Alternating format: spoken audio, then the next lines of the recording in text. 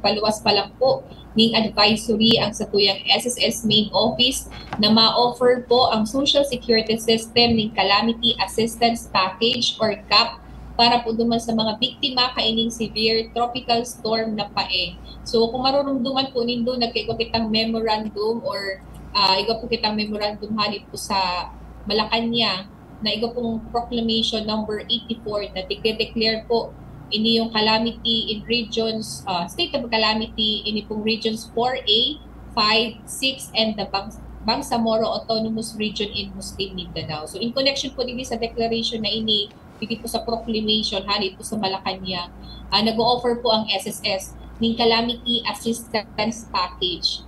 So ini po Calamity Assistance Package, included po digdi, may duwa po kitang programa na pwedeng i-offer naman sa mga biktima kaini kung nasasambitan kang bagyo. So iba po Calamity Loan Assistance Program or CLAP with maximum loanable amount of 20,000 pesos and ang payment term po kaini 24 months. And syempre ini po para po sa satuyang mga miyembro. So iba din po kitang programa para po sa satuyang mga pensioners. So iba po kitang tigo-offer na 3-month advance pension for SSS and EC pensioners. So for further details po, ito pong asa po yung mga guidelines and effectivity date, mapaluwas na lang po kitang panibagong advisory once pong final line. Apo. Ma'am, digdi po ma'am sa tiga tataramong Calamity Assistance Package, CISAY or aside from duman sa mga naging biktima po kan bagyo, may tigo-consider ba kita ma'am na number po ka naging hulog sa SSS po ma'am? Yes po. Kung ibabasehan ta po itong mga nakaagitang bigtaong Calamity Loan Assistance Package or program, kung pagbabasehan ta po nila, while waiting for the guidelines, usually po, tigtatao tayo ni duman sa mga miyembro ta na with at least 36 months na contributions. 6 months of which po dapat yaon duman sa 12-month period bago po ang bulan ng pag-apply ng loan. Sa madaling salita, Miss Angel, dapat actively paying ang sa itong mga miyembro. And ang application po kani through online.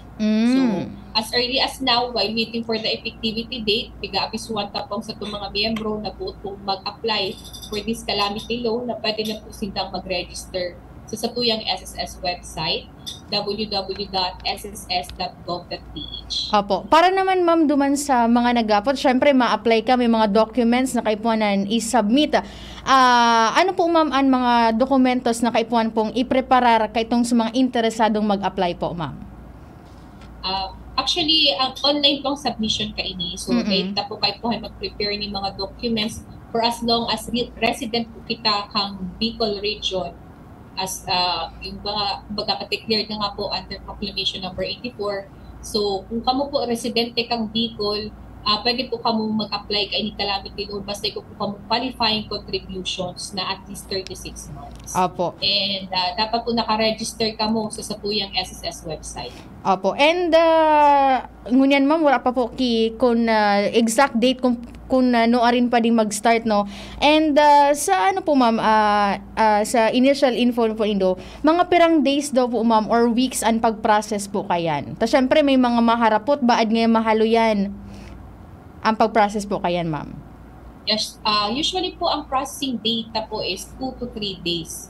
Madali lang talaga siya kasi kumbaga online na, madali nang ma-identify kung talagang qualified ang miyembro to avail of this program. Apo. Ma'am, wala na po ako ma'am ni na hapot. Mahalat na lang po kami ma'am sa ipapalawas nindong abiso kung no arin ini ma-start na application para naman po para sa dissemination ta po digdi yung ating Calamity Assistance Package. And may pong i-remind ang satuyang mga members and mga employers na mag-register na po sa satuyang SSS website, www.sss.gov.ph. And for more information po, pwede po nito i-follow ang satuyang official SSS Facebook page. I-search lang po ang Philippine Social Security System or SSSPA.